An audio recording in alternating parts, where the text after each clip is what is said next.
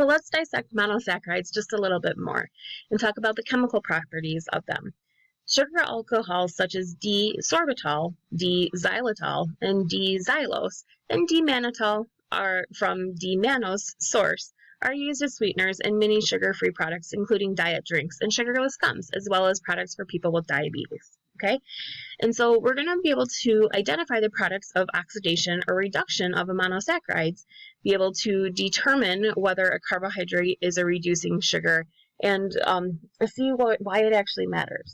Okay, so when we talk about the oxidation of monosaccharides, well, when monosaccharides are in a solution, they have small amounts of the open chain form present. They have an aldehyde group with an adjacent hydroxyl group that can be oxidized to carboxylic acid by an oxidizing agent such as Benedict's. Okay, so Benedict's is like a testing reagent that we can use, changes a beautiful color so that we can actually see if we're having oxidizing reactions occurring. Okay, so looking at this picture here, we have the open chain of D-glucose, and this is a reducing sugar. So then when we put that Benedict solution, which is what, 2 copper juice, right? And then we can see that it changes that beautiful brick red color, okay? And so then this would be the D-gluconic acid. So hold on one second. So let's watch a little video and see what the Benedict's test actually looks like.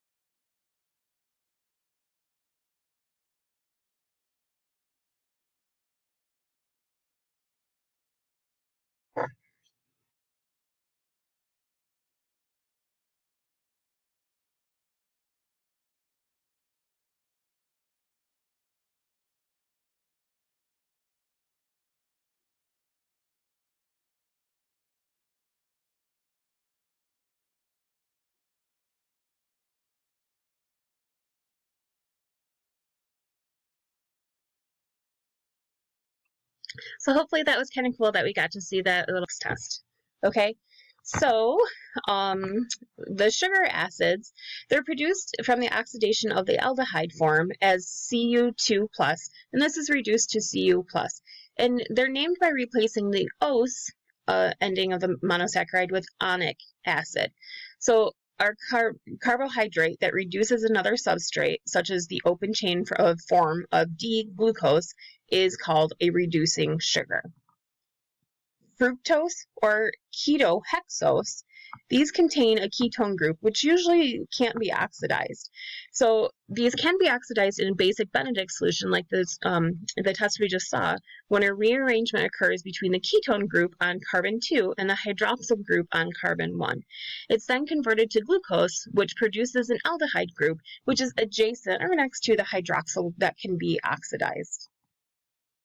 So when we oxidize fructose to glucose, well, fructose is a ketohexose, and this rearranges to form glucose, and then it can be oxidized in Benedicts.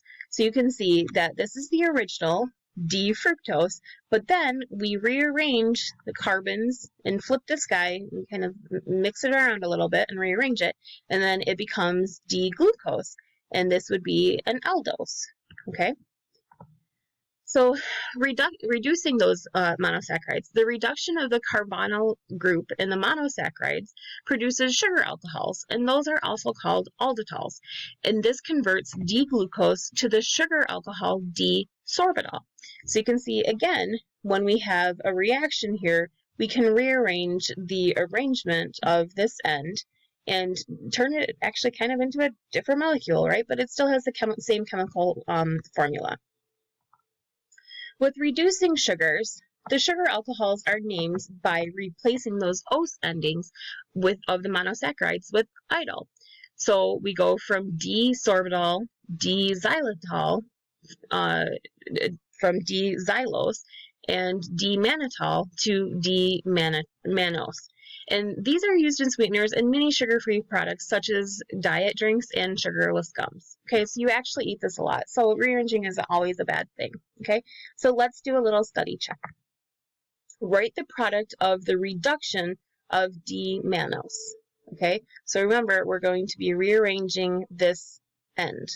So pause me and come back. All right, is this what you got? So when we rearrange it, we still have the same amount of carbons, hydrogens, and oxygens, but when we reduce it, and we go from D-mannose to D-mannitol, you can see that you're rearranging that carbonyl group, okay? So great job, you guys.